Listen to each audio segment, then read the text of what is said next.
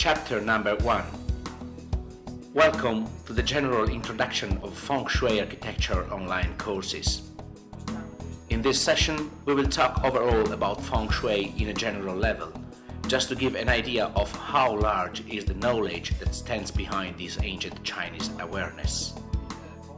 Let's start saying Feng Shui falls within one of the 5 categories of Chinese metaphysics, called Wushu, as to say 5 arts that, if interiorized and comprehended, bring to the attainment of the Tao, that is the way, the essence, the principle. So, it's perceived how Feng Shui is not simply a territorial or special or a magnetic study, but a study and an experience of universal principles that slowly let the human being finding his connection with deeper realities. The classical Chinese metaphysics categories are 5. The first is called Shan, or mountain, that contains several internal subjects like meditation, the Tai Chi, Qi Gong, the Taoist philosophy, the use of talismans, and finally the thing used like full-blown medicine. The second traditional art is called Yi, or medicine. This was the traditional Chinese medicine that used diagnostic methods like the lecture of the pulse, the voice, the color, and the smell of the skin, and therapeutic methods like acupuncture, acupressure, and phytotherapy. The third was the Ming, or fate, linked to the numerological calculations based on birth date, overall to find the forces in play, both temporal and fixed, that govern a person.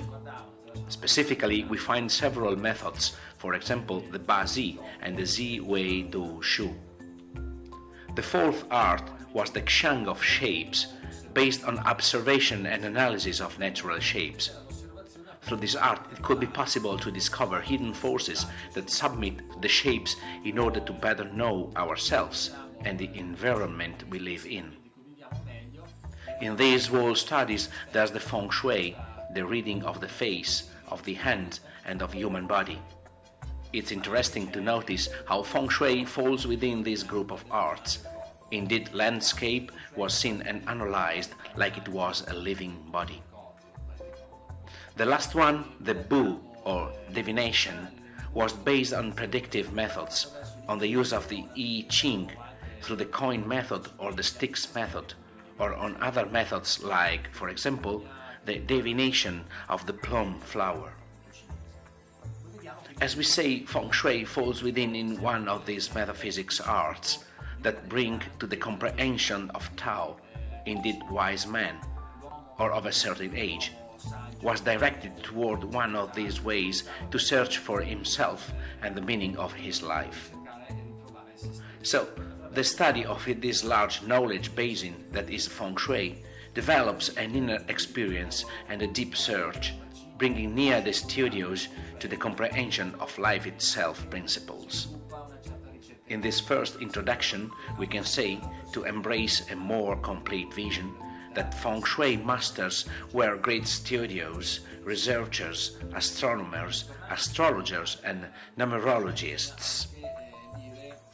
They knew many arts, and they were, due to their level, more or less near to the emperor and his officials, to give them suggestions, overall in the war strategies, in the seeking of the favorable site during planning of the territorial urbanization. All this in order to increase and maintain power. It was a very important art, just for the consolidation of the power during time. This can make us think why Feng Shui is not a banal study about it. Indeed, we could affirm that China still the last one coming out from an imperial form, just due to planning and the strategy given by these great studies that suggested a set of valuation to hold and contain the power as long time as possible. But then the question is, which valor have all these studies? Are they really serious or simply a jumble of ancient pagan superstitions? I will answer this question demonstrating that these great studios of the territory weren't absolute beginners. Surely it is a little serious to say that these studies are all superficial conjectures. Indeed, already in 1000 before Christ, we find at the beginning of the Song dynasty a set of maps inscribed on the rock that describe the landscapes of the territories in a so precise way that seems made by a satellite technology, not even comparable to anything made in that period in the Occident. Such a detail of analysis was very widened, and this demonstrates great skills and knowledge. Unfortunately, this is a story we already know. Almost every Oriental culture that arrives in the Occident is seen with mockery or superstition, or as a maximum, it becomes fashion or simply ethnic custom elements. Nevertheless, just if we penetrate it more and more, we could notice how much research substance man has had in this side of the world. Acupuncture, for example, got a similar story, first mocked by medical institutions, only after deep analysis and scientific tests entered officially like one of cure methods. This example let us understand that Occidental approach to this knowledge has to be revised. In order to bring to life this ancient knowledge, reaching a decidedly scientific answer is not possible without suitable technologies that consider an holistic vision of life. Feng Shui masters, advisors of nobles and officials, and the emperor itself, were assigned to suggest best place and best time for the several political functions. All this is imbued with symbolism, but we have to remember that the emperor was considered like a sun, a divinity. He moved himself to one side of the other of his royal palace through a set of ceremonies that were linked to the planetary circles and seasons. These studios got this lineage that was transmitted from master to disciple, in this way carrying on this tradition. In this picture, shot by a movie, it's possible to notice the stick or meter of Feng Shui master, symbol of the careful study of the space through the proportion and the numerology secrets. Chapter number 2. Let's go ahead and start saying that Feng Shui can be represented as the sum of different stratifications. The first layer represents the whole knowledge acquired for human necessity, like survival and territory installation. Man inside the natural environment has to resolve problems of first necessity, look for a place where he can wash himself, look for some food, create some fire. These factors determine a specific installing modality inside the planning composition that we find, in the same way in every part of the world. So the origins of Feng Shui, as to say its starting nucleus, draws on from universally recognized concepts. In the next chapters, we will see more in detail how all this is founded on universal principles that will be developed not just by Feng Shui, but also by other several doctrines like Vastu in India or geomancy in Mediterranean basin. The problems of survival are felt by man in every part of the world. Man firstly tried to protect himself inside a cave and put a fire ahead in order to defend himself from animals. This defense model was later improved in an installed composition that often contemplated due to the natural forces, the approach to a mountain and a water basin. In this way, man can be well defended with the back of the building covered by the mountain and a clear sight open in front of him. So you start to create a planning structure that will be symbolically called of 4 animals that we'll see in detail in next chapters. Actually, this formal structure arises from control and defense necessity, besides than survival. Indeed, the mountain on the back not only gives the possibility to get some firewood to heat or to take shelter from cold winds, but also to defend man by attacks. Instead, the front, often linked to a water basin like a lake or a river, gives the possibility to move, transport, drink, wash, cultivate, heat under the sun, but also escape in case of attack. In several cultures, we find a similar composition. given by a wall of biologic necessities that stratifies a set of planning models that we'll describe in detail later. Nevertheless, planning composition was later influenced by cultural aspects that diversify themselves country by country. For example, we find Chinese culture that is different from the Indian, that is different from the Occidental. Beliefs, myths, symbolism, and ritualities will give cultural legacies that will create a specific influence in the urban compositions and landscapes. After this stratification, also philosophic knowledge is laid upon. In China, we will find Taoist philosophy, and then Confucian philosophy. In Japan, the Shinto philosophy.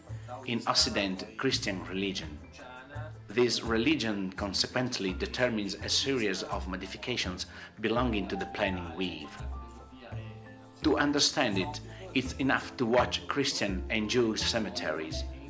During my travels in Europe, I've been made curious by this composition diversity. In the Christian system, you can notice a strong hierarchy of composition. Instead, in the Jew system, we find more freedom.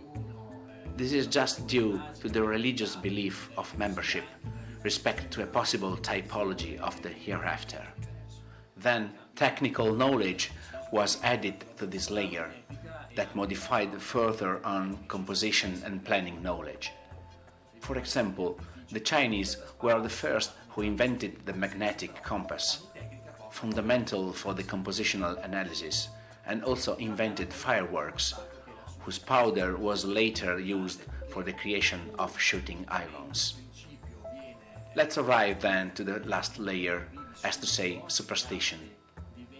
This is an important point because when principles slowly are not understood yet, and the art and tradition are no more alive, you can comprehend how, in some way, knowledge loses the deep principle and just remains a mock-up, as to say, an empty symbol. Again, several methods are repeated, and later will be modified and interpreted without well understand the deep mechanism that brought to such analysis, and then conjectures, beliefs, and dogmas that move away from the original knowledge were created. In these online courses, we will make the effort to let these principles retrieve them, and to let you comprehend their origins. The knowledge and the experience acquired, based overall on ancient classical texts, will allow us not to lose in all these diversifications, interpretations, methods, methodologies, and schools. In this way, we could avoid to be too much obsessed as regards a doctrine, or too much destabilized if we find different points of view. This is the holistic nature of this ancient knowledge. Chapter 3. The term Feng Shui is quite modern, and its literal meaning signifies wind and water. However, if we do not observe right now that behind these two forces conceal the unity symbol, it has a little meaning. Not only behind the will to define the sense of unity between two forces, it conceals the research and the purpose to equilibrate and balance them. Then we could say that the term Feng Shui, if translated in its deeper aspect, means naturalizing, that is, creating in a natural way, and we will see this in the specific planning approach in landscape and urban scale. In every culture, we find symbols expressing the unity principle that we can observe clearly in Tao symbol, remarking how inside reality there is always positive and negative aspects. Better, two polarities are coexisting that never are absolute. During life, a negative experience always hides a positive aspect, and vice versa. But analyzing it in the depth and meditating on the symbol, you can discover the importance of the circle that contains the two forces, and through which the two polarities transcend. We find the same concept in the symbol of Japanese Zen Buddhism, where unity sense is expressed through a circle empty in the middle, synonym of expansion and contraction, a duality transcending in the empty full concept. The same concept is found in Occidental basing through the Egyptian Ansata cross, expressing the two forces, the spiritual, given by the vertical line, and the material, given by the horizontal line. Both are united and transcended by the divine symbol of Ra, god of the sun. We find a very similar concept in the Christian cross, where the two forces, spiritual and material, good and evil, are transcended by the figure of Christ. We find the symbol of the two forces expressed by the moon and the sun in Tibetan culture too, transcended by the good one, the sphere that transcends them and stands upon them. I opened this parenthesis because inside the Feng Shui concept is found the deep will to let perceive that who keeps on studying it has to come nearer more and more to a unity condition, not only in a cognitive level but also in an experience level. Then it will be clear that in everyday life this is not just a concept but also a reality, and that there is a link between the things that refers to a unity. Therefore, Feng Shui does not mean just wind and water. Anyway, to be correct, this is an attribution made in 250 before Christ in the Book of the Graves, set down to Master Guo Pu, a fundamental classic book that I invite you to study and learn. Master Guo Pu at a certain point wrote, "Dragon energy is scattered by wind and stops itself to the water border.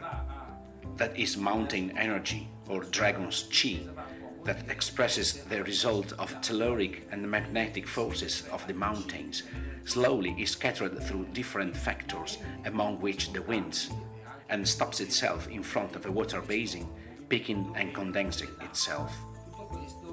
This sentence implies that chi, or thin vital energy, beneficial in a place, is the result of the equilibrium between forces that link themselves, both to the wind transported by mountains and water, and to the landscape conformation and its exposition. All these elements, in the right quantity and quality, can create the essential requirement for a favorable site. This research was valued for both the graves and the building construction. Here born the term attributed to the wind and water master, that is, who was looking for the equilibrium between these two forces. Actually, before these ancient times, we find another term expressing these studies, the Kan Yu. Translated, it means heaven and earth. So clearly, we are up against the same concept again, in which is implied that man, through the regulation of the energies from heaven to earth, can find the way of the equilibrium useful for planning and building construction too.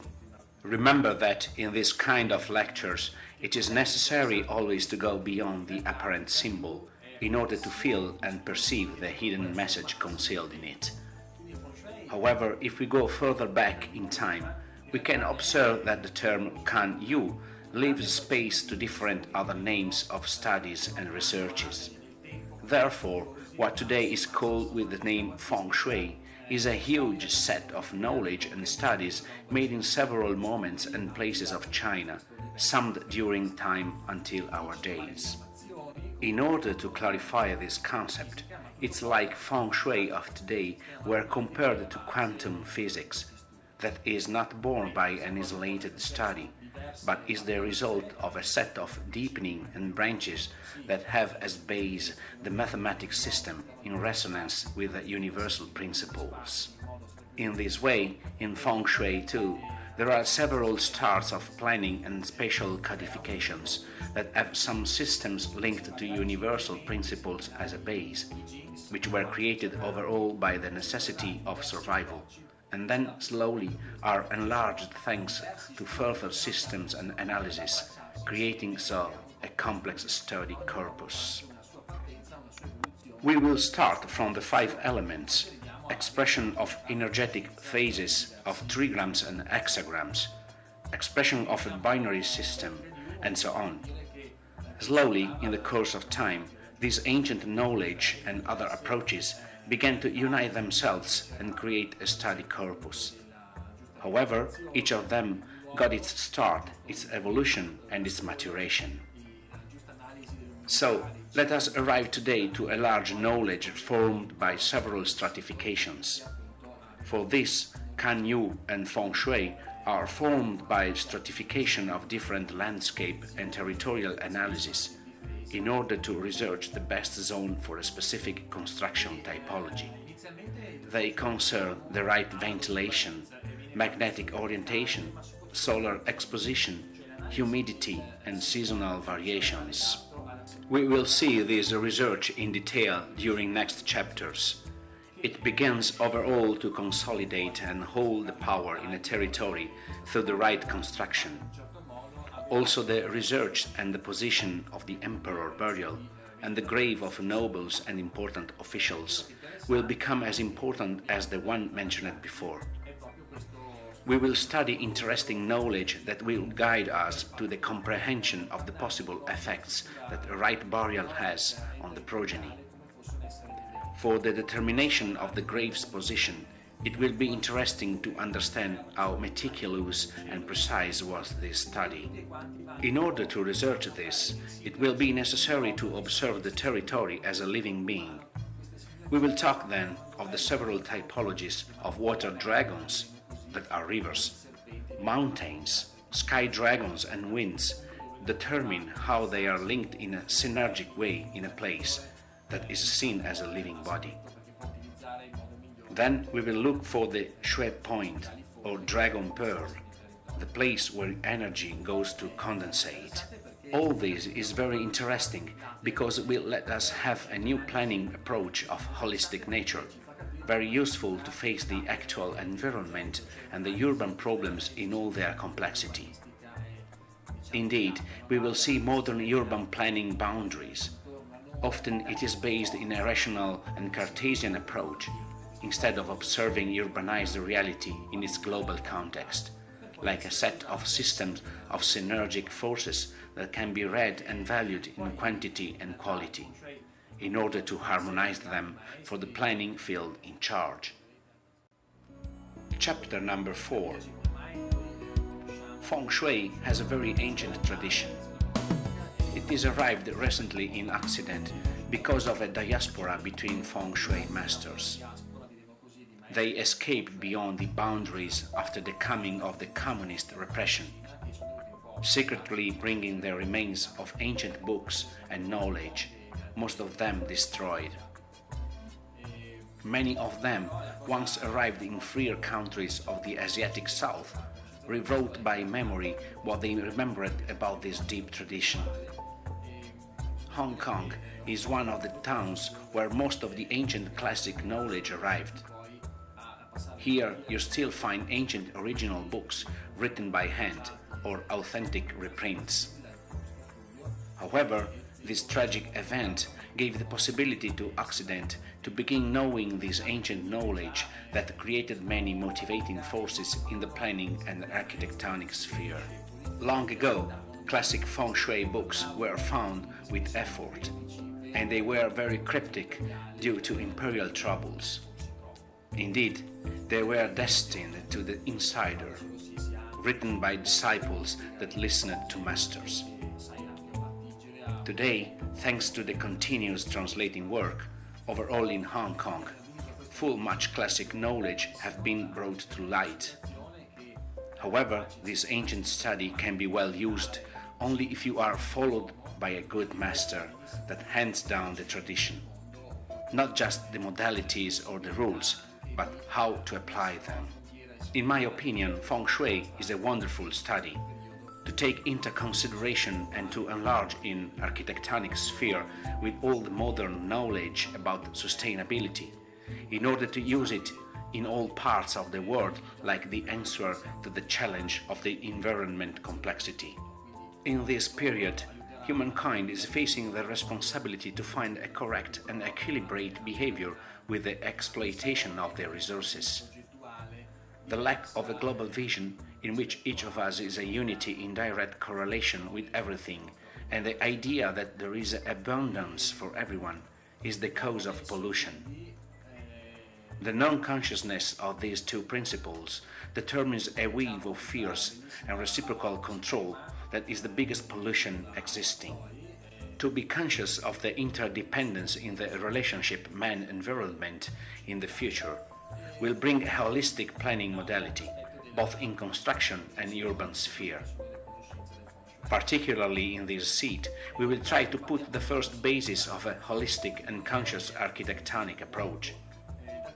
Observe now this scheme or paradigm, borrowed by architect Howard Choi, an important studios and researcher of the relationship between architecture and Feng Shui. I took the paradigm you can see in the picture like fundamental model to define the basis of architecture Feng Shui, which enlarges the magnetic and territorial knowledge specific of Feng Shui. Indeed, with this term, a lot of ancient and modern knowledge is gathered, overall oriented to a holistic living approach, knowledge that results very useful overall for a sensitive formation in the planning, landscape and the architectonic sphere. Let us start observing upward left this black dot representing the vacuum. That is what stands inside creation. This vacuum later generates the 10,000 things. This is the manifestation represented through the Tai Chi symbol about which we talked before. The manifestation can be interpreted and felt through different resonances. These were catalogued in 5 energetic phases, whose are called 5 elements. These energetic phases, or 5 elements, determined by a convention done by Chinese sages, express the vital cycle around us. The elements can have further specific resonances in different levels. In our interest field, we will observe the levels linked to landscape and architecture, like the forms, the substances, the functions, the orientations, and the colors. This codification is necessary to enter in the 3 great ways. The first way is called the way of the sky. The black clue bowl, yin, expresses its non-visible part. The white one, yang, expresses the visible. In respect to the sky effects, we got macroscopic and thin aspects. The sky is a big clock working around and inside us with its planets, and its effects are macroscopic by nature, like the tides given by the moon, or the variations of the agricultural cultures, linked as well to the formation of the sunspots. Indeed, the wine growers know that the quality of the wine is linked as well to the influence of the sunspot of that year, as in every agricultural culture is well known the influence of the moon cycles in the sowing period. These are macro effects having a direct impact with the visible earth. Instead, the thin aspect is determined by the fact that the planetary system got an interference to human sphere in non-visible levels. Surely, according to many scientists, this assertion is not considered reliable. However, in ancient time, planetary system was valued as a set of forces interacting with man's life. In my opinion, this statement got much sense if seen by the point of view of magnetic interaction between planets and human body. This important key probably will be comprehended in future. Magnetism is not simply a physical force, but a set of channels that carries information. Indeed, every planet is perceptibly linked and is visible through electromagnetic fields. If we ask to a scientist how stars and planets in the sky got some interaction with the Earth, he will answer that there is few influence in the illumination level. But if you ask him if exists an influence between the electromagnetic fields, for example in our solar system, the answer will be definitely. A magnetic change of Jupiter is noticed with tools on the Earth. Here is the key that explains how so many astrology and numerology studies, unpopular in academic areas, have their own practical groundwork. It is necessary to go beyond a superficial analysis of the things. Otherwise, it is impossible understanding the value of many ancient studies that considered time in cyclic phases, determining moment by moment a set of magnetic equilibriums. Then, if man is composed by electromagnetic fields too, that are vehicle of information, like the acupuncture meridians, and if the Earth is composed by magnetic field connected with the whole solar system, will be possible an interaction between all these things through a specific resonant frequency that informs the cells of our body. During this course, we will try to discover it, and the studies of Dr. Mikhail Tzadin will help us. We will look overall how all the aspects of the sky influence us and our house, which was built in a specific moment and in a specific position. Returning to our scheme, if we look downward, we find the Earth way that differentiates itself in its visible aspects, the white dot, and non-visible, the black dot. Obviously, the visible aspects comprise the visible morphology of a landscape or a building, with its shapes, colors, proportions, materials, and so on. Instead, the invisible aspects are linked to the sensations we feel in a site or in a space. Feeling a particular ambience in a site or in an architectonic environment cannot be listed so easy.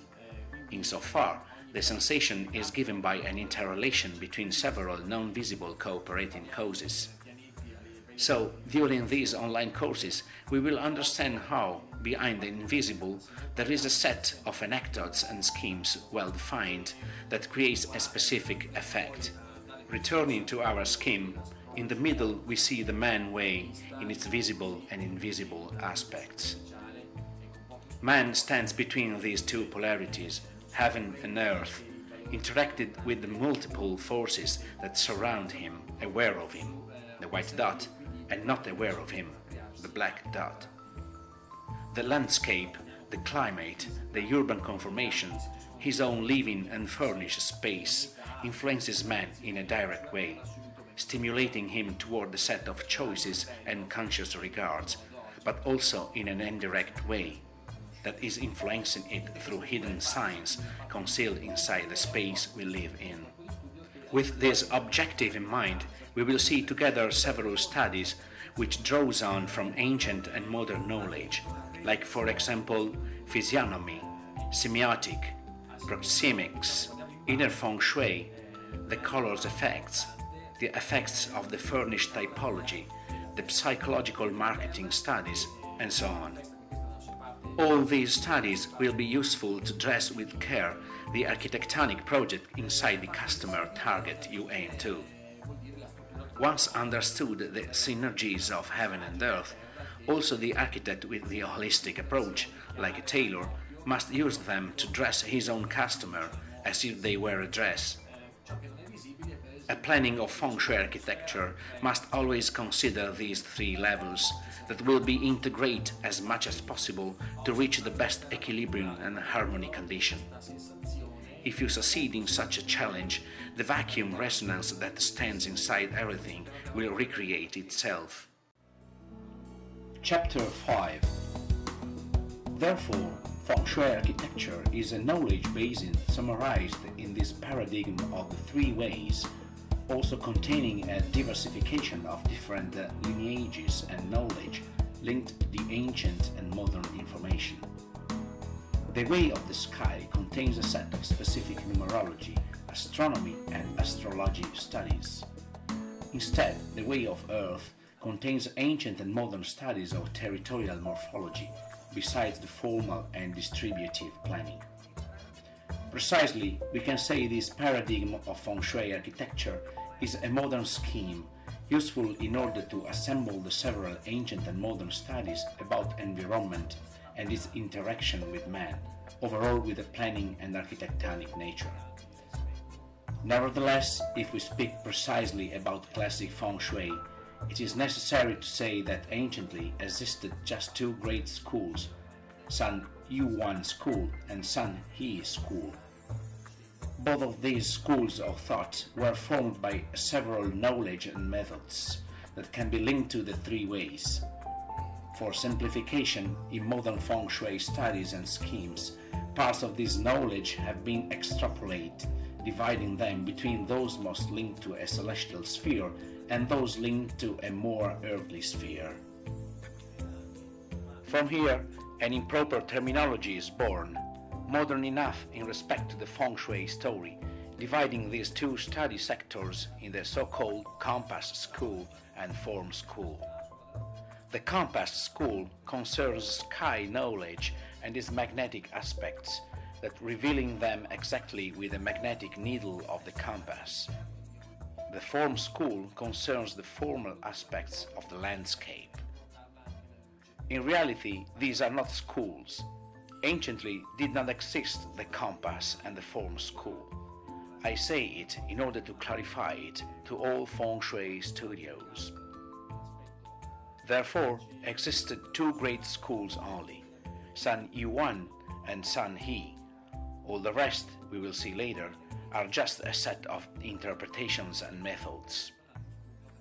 Nevertheless, in modern language, we talk about the Compass School or the Form School to identify in Feng Shui the different methodology that got common basis in the Skyway or in the Earth Way. In the classic schools of San He and San Yuan, the Man Way is not taught in an explicit way, because this way was contained in both of these aspects. Instead, in the Feng Shui architecture scheme, I prefer to bring it to light and enlarge it in a specific way. In the sector of the Man Way, I wanted to assemble a set of important aspects, drawing on the ancient metaphysical called Ming, or fate, especially in physiognomy aspects, in the personal analysis methods like the Bazi, in the methods concerning the selection of the favorable dates, in the methods that take their names from modern psychology studies and from marketing, linking it to the individual, to his environment, and much more. Now a question rises: what kind of effect to man really can have planning with all of these attentions respect to his destiny? We can say that man has a destiny marked by a 33%, a fixed reality, described by many knowledge and lineages. To summarize, anybody is born different by the others, with his specific characteristics since his birth. Then, there is the free will, the decisional act of man. Its power to modify destiny is another 33%. This kind of approach is studied a lot by that area watching at numerology, so the Ba Zi and the Zi Wei Du Shu. Then there is our environment influence, influencing us for a 33%, in which we find exactly the possible application of Feng Shui architecture. Therefore, to be serious, we say that the application of this study has an incidence of the 33% on people's life.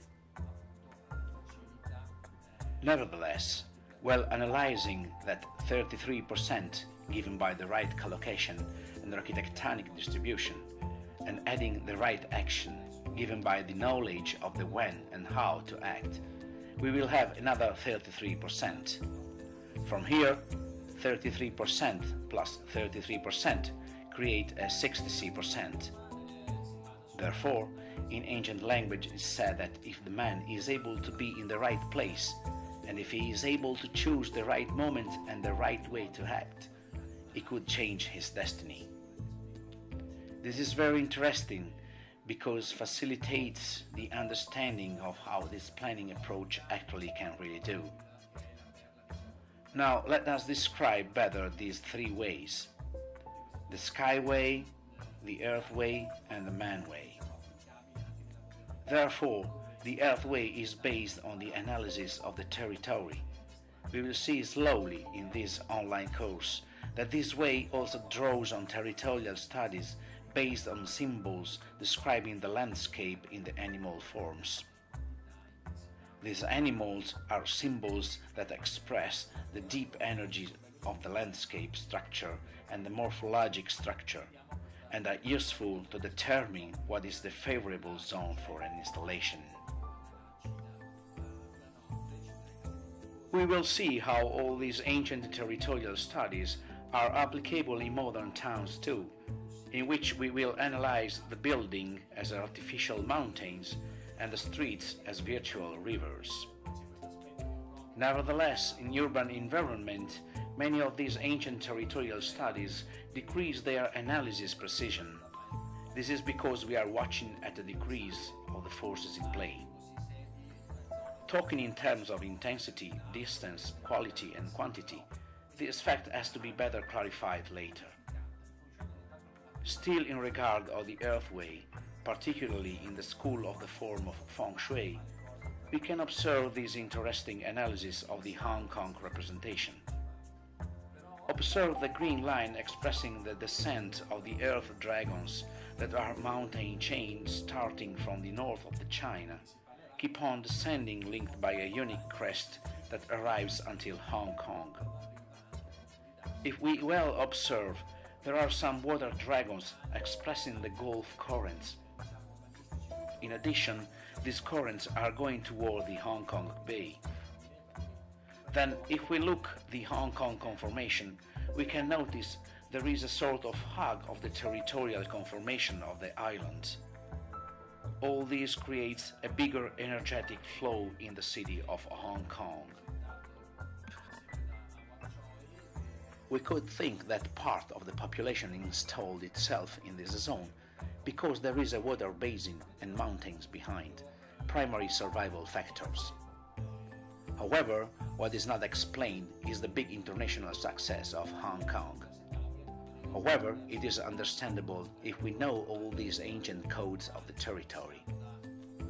Instinctively, men do things in an equilibrated way because they possess the equilibrium principle. However, having a system codified by centuries is a big help for a better planning evaluation. In this online course, we will also discover how Milan or Rome had a central role in Italian history. This is explainable if we observe the landscape inside the sphere of precise codifications. Obviously, all these analyses can be put inside an architectonic planning. Let us see this analysis done by architect Howard Choi, one of the representatives of European Feng Shui, respect to the Aristo proposal for the Chinese garden in Sydney. Observe the methodology passing by several tables, from the analysis of the water masses and its relation, until the distribution levels and the variability, to the report of the airflows and the relationship between top and below. In slang is said, the host with the guest, and much more. All this was explained in order to comprehend how to approach the planning phases of Feng Shui architecture. And all this will be explained gradually inside the several suitable online courses. Chapter 6. We have seen a planning approach in an urban scale, but the Earthway also contains a set of suggestions in a furnished scale. In this scale, we will find some avoidable and advisable planning conformations for a good flow of psychological and energetic equilibriums. There are several architects of international fame using overall the most part of the methods assembled in the Earthway, verifiable in Feng Shui. One of these is the Chinese Yeo Ming Pei. Obviously, when he works in the Asian Southeast, he is with some Feng Shui masters helping him entering the place he is planning. In Hong Kong, the Bank of China Tower, planned by him, is famous, but also strongly criticized due to the excessive use of a commercial Feng Shui. In addition, the famous Englishman Norman Foster when he was building the bank of the HSBC head office in Hong Kong, finished in 1985, he had to submit to a set of rules suggested by Feng Shui masters. In fact, the position, the entrance below, the inclination of the stairs, and many more particulars are not casual. The Bank of China Tower, built later, was thought in order to take the control on the HSBC Tower, which later had to take some countermeasures. All this intimates a big investment in commercial Feng Shui. However, let us clarify that Feng Shui in ancient times meant balance and harmony. It is the research way of the equilibrium. Obviously, we can use its principles in several ways. Unfortunately, I must confirm a negative note on the use of Feng Shui both in Hong Kong and in all the Chinese areas where there is an extra strong economic boom. For example, walking in Hong Kong, we feel the sensation that in some way here Feng Shui was used for a selling marketing purpose. Surely, there are several sale methods working, but this study does not reduce itself on it. On the contrary, there are many other interesting aspects. However, this phenomenon gave an incredible push to the knowledge and upgrade progress of Feng Shui, which nowadays has its motherland in Hong Kong. Of course, in these online courses, these sales techniques will be taken into account. However, they will be inserted inside an ethic and equilibrated vision, typical of classic Feng Shui. For example, in the classic vision, the business concept was meant by well-being that opens to other fields of human living and not only the monetary one. There is another branch of studios following mainly the Skyway. In this picture, we see how, anciently, these Chinese astronomers were studying the stars continuously. They took turns to watch the conformations of the stars and the climate all day and all night long. All this analysis was necessary to encode a wall of magnetic effects of the stars and planets. From these studies born the Chinese compasses, which are the first technical tools that, through the reading of the magnetic grade of a place, could catalogue such effects in a landscape level. The Chinese compass, called Luopan, had its own evolution, and nowadays is necessary to better define the energies of a place, a house, or an environment. Commercially, we find several kinds of Luopan. I planned one of them too after many years of study. In the Skyway, we find several approach methods based on the magnetic analysis, necessary just to the planning of a building or a house. Inside the school of Sun Yuan, we find the low shoe method, earth base and sky base, defining an 8-sector star to be fixed on the center of mass of the house, the Xuan Kong Fei Xing, or flying star, Xuan Kong Da Gua, linked to the 64 hexagrams, the Ba Zai, or 8 palaces, the Ming Gua, or personal number, and many more.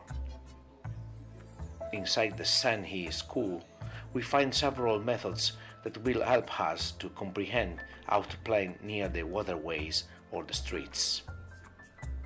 In the Skyway, there are several studios of international fame that have consolidated their bases, overall analyzing the ancient graves, positioned following several magnetic methods. In the world, many consultants are requested for important works too. Every consultant is more skilled in a way respect to another. Nevertheless, if a consultant knows several methods, will have a better approach for the planning consultancy. Let us talk now of the man way. Like said before, this way was contained in the several schools and did not have its own specific container. With this, I wanted to gather all those knowledge regarding just the aspects more linked to the human interaction. We can say that in ancient China, like in other continents, people knew a set of techniques and rituals, often esoteric, in the relationship between man and the environment. In these last years, parts of these techniques have been used and interpreted in a modern key by several studios, overall for the purification, the clarification, and the activation of the space. Again, in the man way, we find also several approaches about the interpretation of the person. One of these is the Ba Zi, the study of the 4 pillars of destiny. This method is one of the most famous and important in the world, one of the most serious knowledge about the interpretation of the personality. We also find the Zi Wei Shu, a complex but very precise method based on the lunar system. Then we find also methods like the inner Feng Shui. To be precise, after many years of analysis on me, through the methods linked to the modern psychology, starting from the Wilhelm Reich studies, like the core energetic by John Pierrakos and the bioenergetic by Alexander Lowen, I formulated the inner Feng Shui, a study linking the personality to the typologies of the houses and the interior decoration most suitable.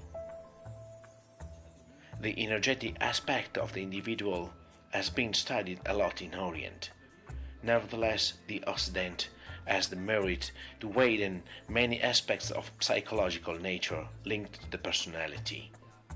To put it better, the effects of all the childish experiences, sometimes traumatic, characterize not only our vision of the world in a psychological level, but also modulate and characterize our physical body. Psyche and body are the thing expressed in our cell. This process does not end just on the first dress, that is the body, but also on our second dress, that is the house.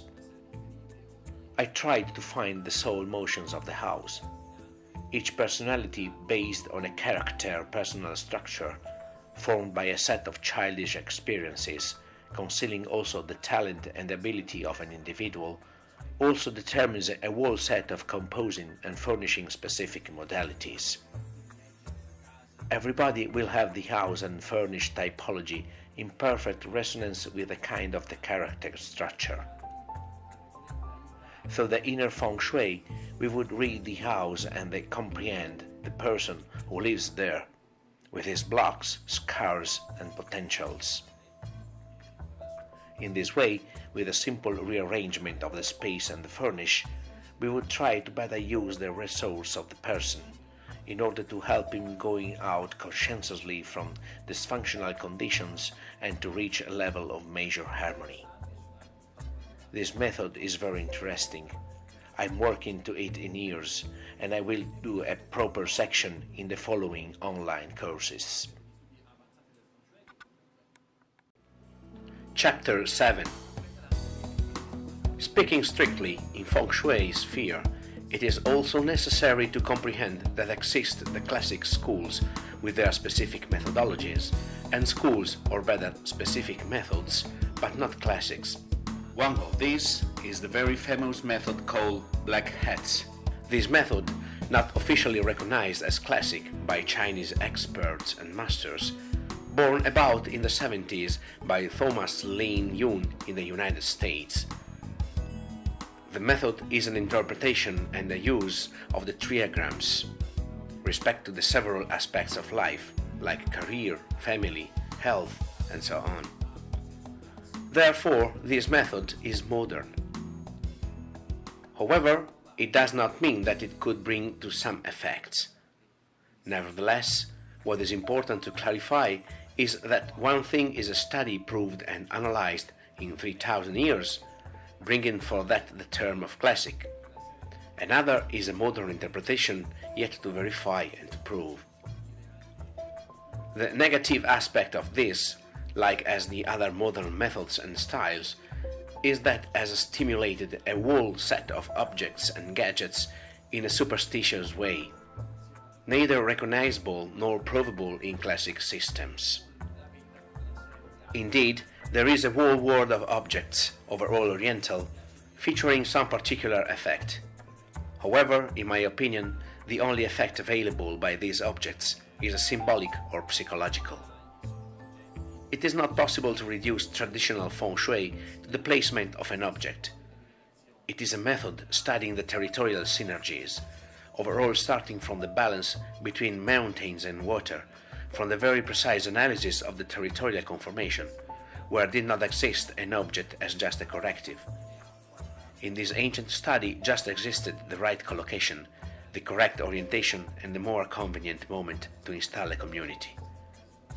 This is the base of the classic study of Feng Shui. So keep attention in thinking Feng Shui is just putting the objects around the house. This is not Feng Shui. This is the use of several gadgets used with the Feng Shui name as a fashion language. This becomes very clear when we begin to read ancient classic texts. For that reason, I put a downloadable file at the beginning of this introduction session, in order to give a clear list of the methods, the founders, and the classic books of Feng Shui. Unfortunately, the books are available overall in Chinese. However, it is scheduled to translate them. You will be informed about it online. The reading of these texts is fundamental in order to exit by all those sectarianism and dogmatic modalities declaring a method or a school better than the others. For this reason as well, I used the term Feng Shui architecture just in order to hug not only the methods or schools, but also some principles usable for an architectonic sustainability.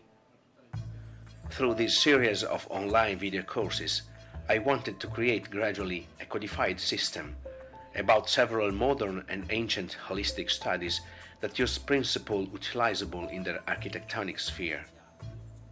I realized this dream because, as an architect, I am conscious that this should be very useful to resolve all the planning and environment troubles produced by the modern system. In this Feng Shui architecture online path will be used not only Feng Shui methodologies that excited me, but also all those planning knowledge I acquired by several experiences, contexts, and travels through the world. Studies will be broadening like geobiology, that is the telluric and energetic analysis of the site and of the territory in respect to a place. Moreover, studies like color psychology and its effects on man through the architectonic environments as well, studies respect to the forms and their symbolism, and so on. I embraced all that is necessary to better comprehend this corpus of Feng Shui architecture study. Therefore, in this direction, I would clarify that in these online courses, it will present not only the teaching of classic Feng Shui, but exactly a whole knowledge falling within a more holistic vision, integrated with the dwelling. In my opinion, this is a contribute for all who wants to try to carry on a sustainability and a global harmony in the planning and environment sphere. In the seat of the Italian School of Feng Shui Architecture, we suggest several frontal courses with architects and professionals of international fame arriving from every part of the world, and that are able to let make steps on and on toward the acquisition of this great knowledge.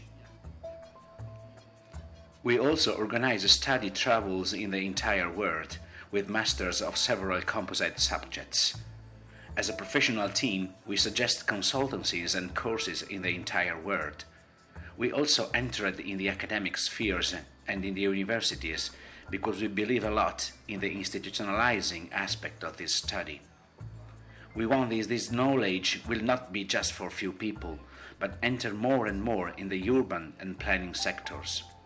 Moreover, it is for this reason that we are also working as architects inside town halls and politic realities. Have a good vision, all of you.